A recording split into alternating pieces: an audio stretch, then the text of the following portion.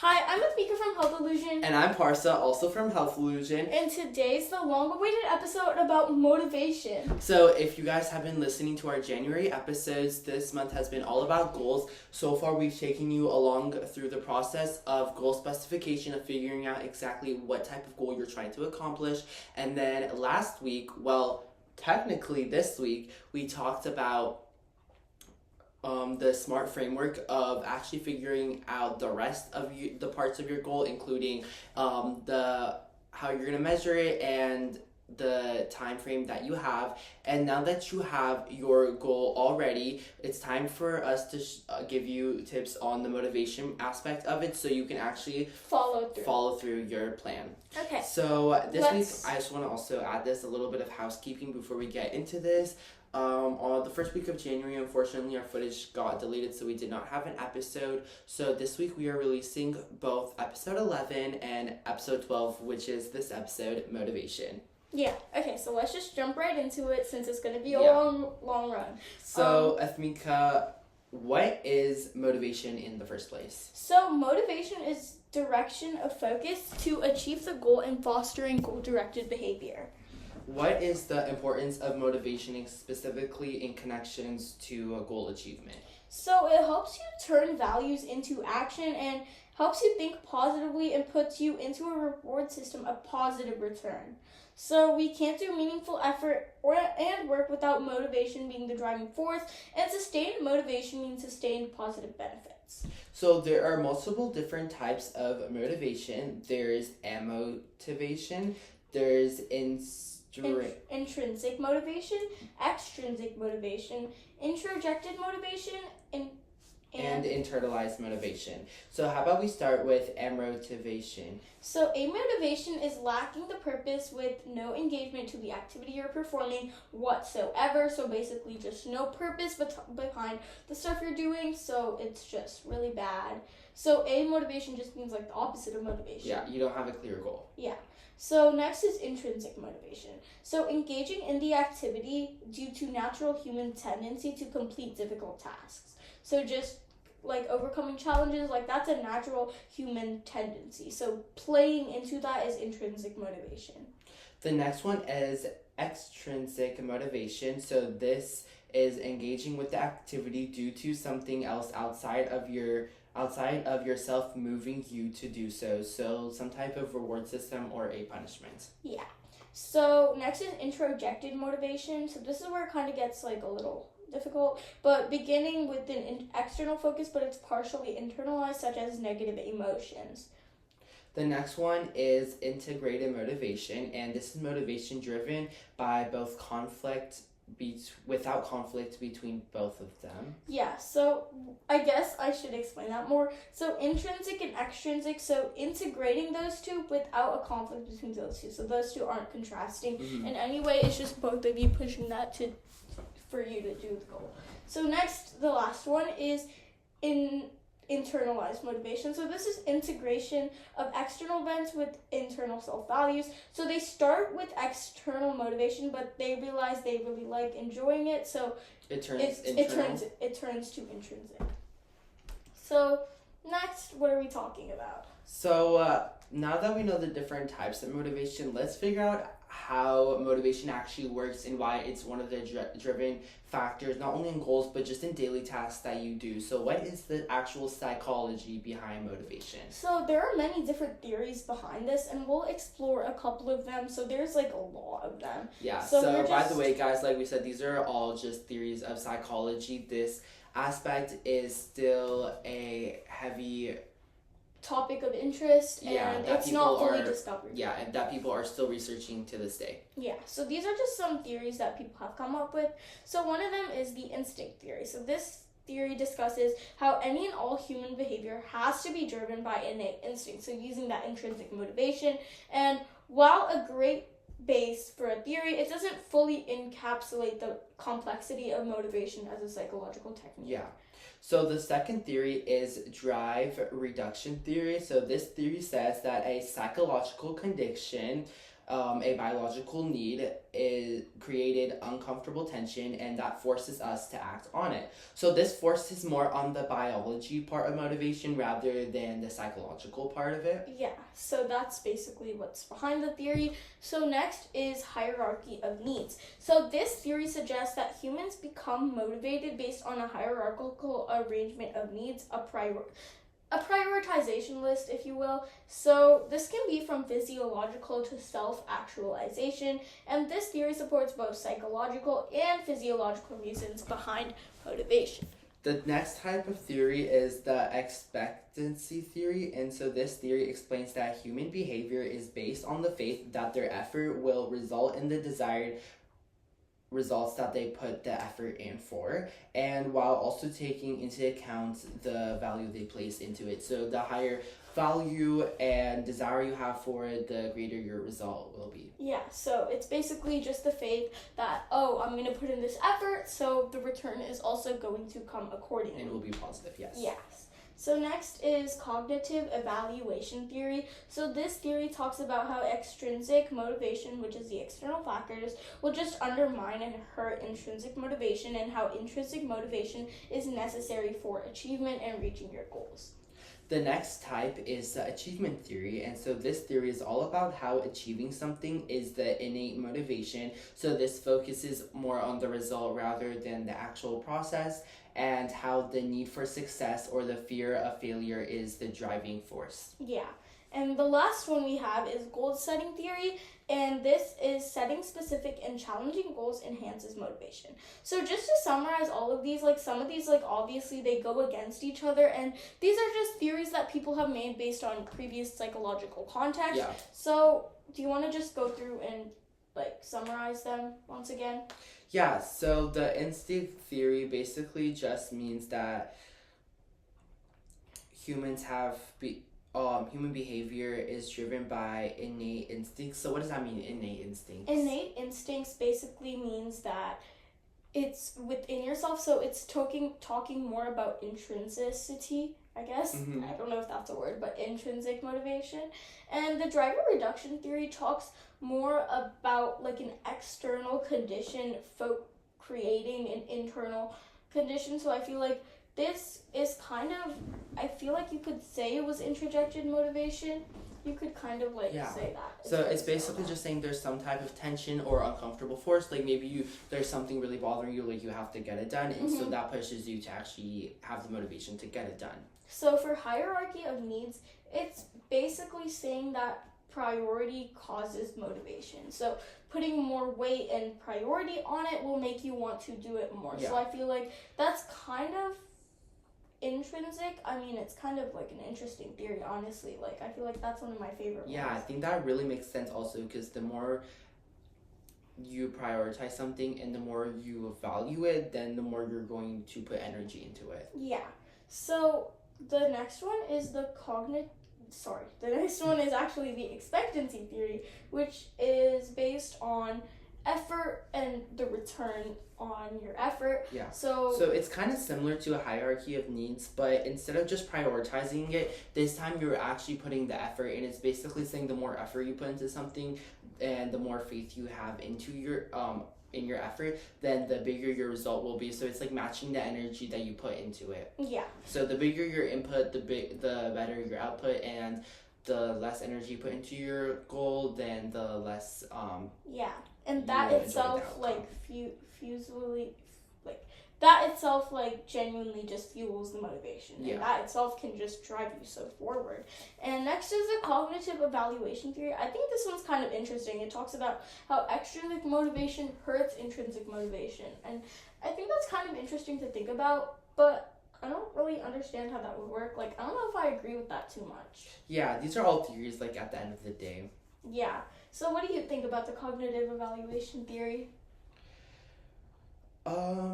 I think it makes sense in a way, but extrinsic motivation is obviously still important. Yeah, it's still important, and I don't know if it'll exactly undermine or hurt intrinsic motivation if you have a lot of it. Yeah. So.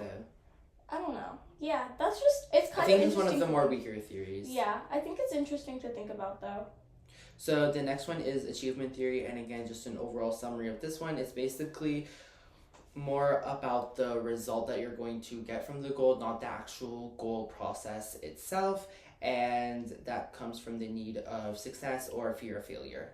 Yeah, I think that's also kind of interesting, like how your thoughts fuel it. Yeah, and how it challenges yourself and how to push. the contrast of failure and success can really help you to continue and keep up with your goal. Yeah, how like two different concepts can like push you through the same idea and like goal. Yeah, that's a great way to put it, honestly. Next is the goal setting theory. I feel like that one is really like true. Like making sure that you're setting the goal will make you want to complete the goal because you've planned it so thoroughly and you're like, oh yeah, I've planned it, so I should do it. Yeah, and it talks that's like one aspect of it, like the specifics, and the other one is the challenging aspect. And I know that's true for me because whenever I'm doing like the same routine and I'm not really challenging myself, I kind of see myself falling into a little bit of a depression even, and which I know is more on the extreme side, but I think it's very true and I can relate that back to the school. So whenever I push myself or give myself a harder task, even though it is hard, it kind of pushes me out of that depression. It makes me want to challenge myself and do better. So before we move on to the next part, I just want to say these again are all theories, and this is they can work differently for different people. Yeah, honestly. This is an area of research that is still happening currently to this day. But I think these theories are really interesting because you can use these theories and kind of reflect on yourself and see which theory do I resonate with the most, and which one do I think is my own force of motivation coming from. So I think it's really cool and interesting to think about it. Yeah, I completely agree. And when you know where your motivation comes from, you know how to use it to your advantage so you can give yourself extra motivation. Yeah. So next is the neuroscience behind motivation. So I'm gonna go through it and then we're gonna discuss it. Okay. So the neuroscience behind motivation is really interesting, honestly. So the anterior cingulate cortex, ACC, and the dorsolateral prefrontal cortex form the brain's executive control center for motivation, so like the prefrontal cortex, obviously. The ACC handles the integration of cognition and emotion, attentional control, performance monitoring, error detection, and strategy modification. So do we just want to like go through that and summarize that again and just discuss it a little bit before I move on to the more specifics on teen? Yeah, so it's basically saying that part of your brain, the ACC, is in charge of emotion, attentional control, like you said, performance monitoring, error detection, and strategy modification. And these are all parts of what makes like a good goal and drives your motivation to achieve that goal. That's what helps just making sure you stay disciplined, and enriching those parts of your brain will automatically make you more motivated and more disciplined in reaching your goal. I think it's really important to know a little bit about the neuroscience, because when you know what part of your brain to target, I think I said this again about the theories, but you can use that to your advantage so you know what specifically you have to focus on, because if you can maximize your productivity and motivation and discipline levels, then you should do that. This is really reminding me of our habits episode where we really dove into the neuroscience and psychology and basically manipulated that so that you could use it and just do whatever you want with it and figure out how to use the science. And I feel like really understanding the science is extremely helpful in doing it, because it's really cool. Our brain is like really complex, and getting to understand it and use it again to your own advantage is the best, because honestly, if you can be the best version of yourself, why wouldn't you want to be? And just honestly, I just really enjoy learning about neuroscience and stuff. Like what parts of science of like human anatomy do you like to learn about?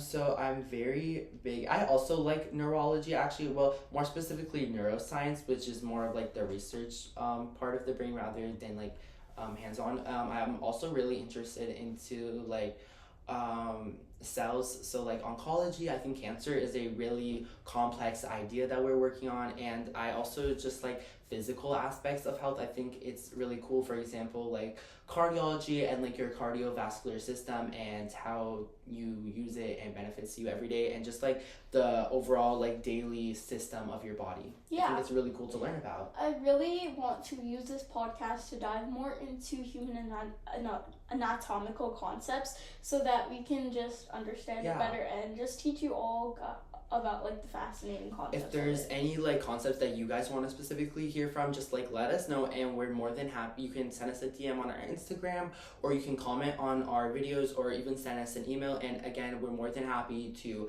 cover something. And I think it's really cool to see how we talk about these concepts and ideas that might not seem so health-based, for example, like goals, habits, or confidence, but how it actually connects all back to your body, what any part of your body that it is. And I think it's really cool to see that scientific connection, and that's why we're here, this podcast, to show you that scientific connection, and not only give you tips and helpful tricks that you can use to enhance these concepts that we talked about, but also to understand what is actually happening and to take advantage of that science. Because we don't want to just be like a PE teacher. Like, we want to actually help you like understand why these are helpful and why they're important to focus on. Yeah, we're explaining all the science behind it rather than just the basic information of how you can get better. Like, yes, here is how you can improve your motivation, but why is motivation even important in the first place, and what aspects and factors play into motivation and discipline. So yeah, now that we talked a little bit about AAC and ACC, and we hope you guys liked our little rant. I know we went a little off topic there, but I think that was really important to talk about. So how about we go more specifically into teens, because we know that's our audience. Most of our audiences are going to be young teens, older teens, maybe even some young adults, or maybe you're entering your teens. So we know that's like our audience. So we want to focus specifically on how teens handle motivation and like adolescents, because we obviously know that we have to cater to our audience. You know?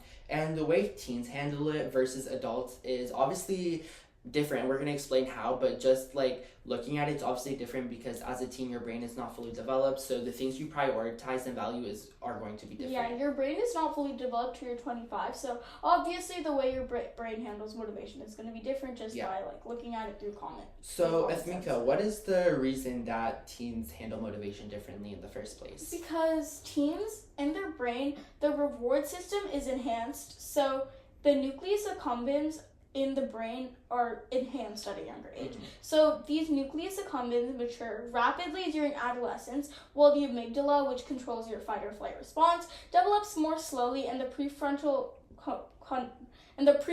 control regions mature last. So this creates a perfect storm for risk-taking behavior, high reward sensitivity, with incomplete control mechanisms. So that can honestly have an advantage, but you have to know the science behind it so you can take control of it, and you can also manage it correctly, because of that I think there's also more like higher like risks of burnout and things like that, because you're constantly putting yourself in these like high stress situations.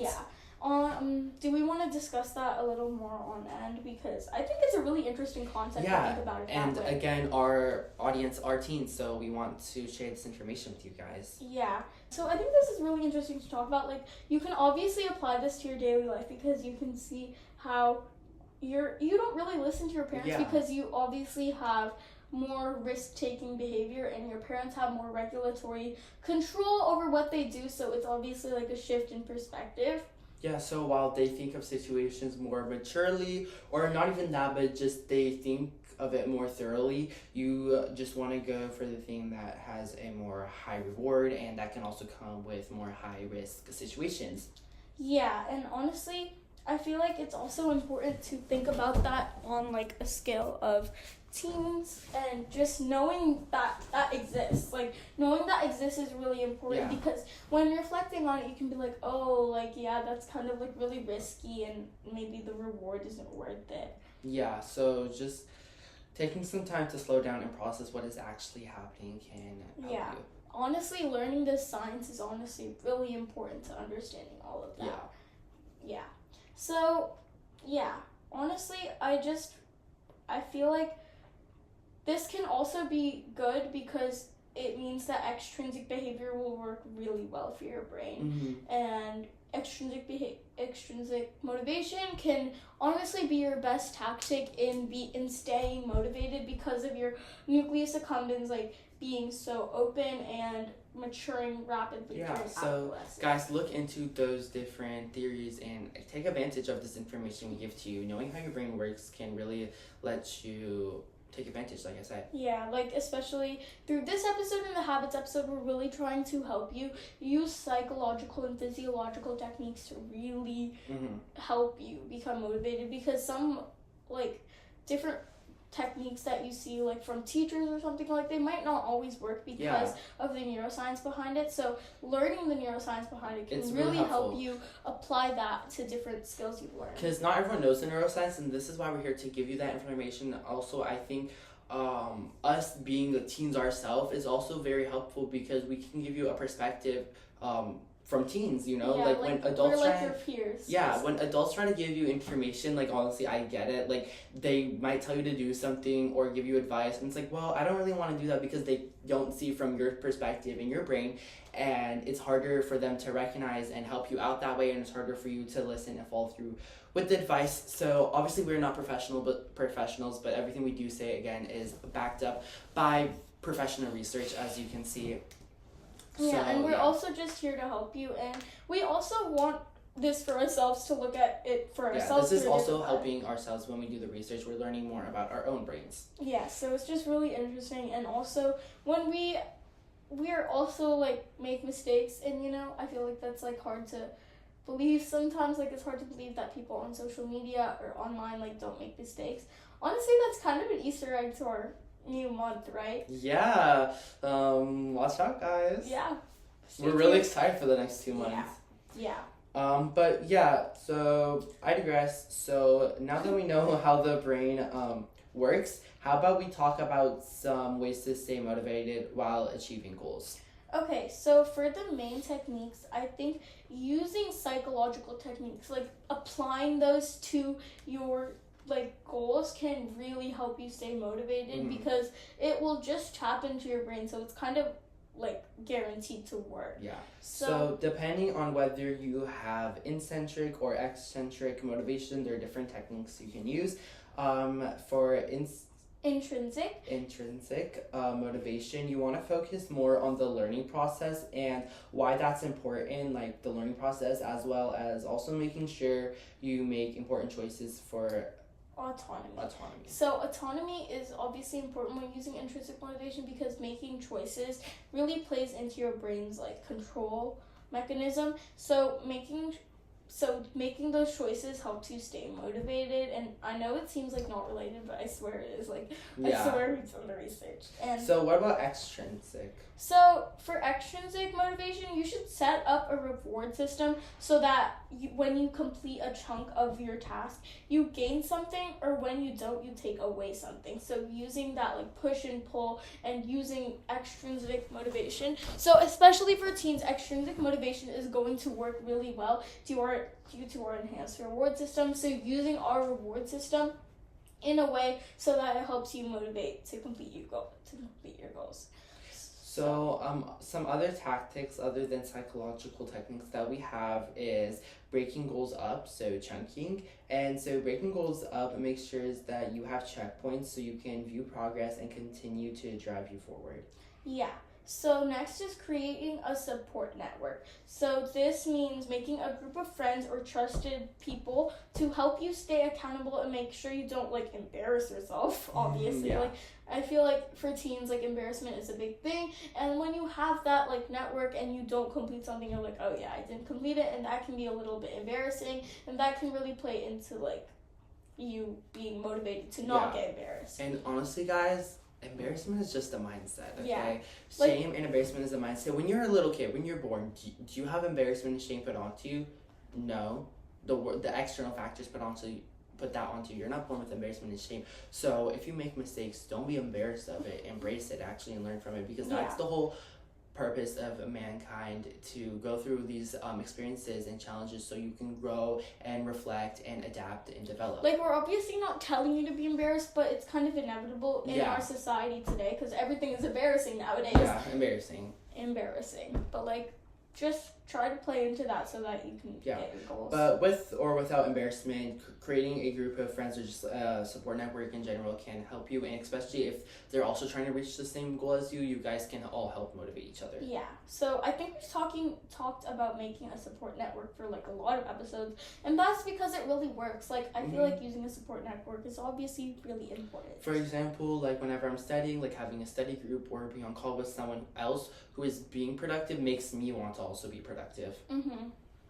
So next is avoiding burnout. This is something we really need to talk about. So putting too much pressure on yourself can lead to burnout, which sets back the whole goal planning process. It can set you back a little bit, or honestly, it can just demotivate you completely that you just never end up achieving the goal. Yeah, so putting a lot of pressure on yourself is just like you might think that's motivating in the short term, but in the long term, that's just going to make everything so much worse and just burn you out. And the entire purpose of the goal is just going to be lost after you get burnt out. This is why it's very important to have measurable aspects so you can know how far you're getting, so that can help you motivate yourself. And also, time is really important. You have to make sure this is actually achievable in the time given, because otherwise you're going to give yourself way too much pressure and stress, and that will lead to burnout, like we said.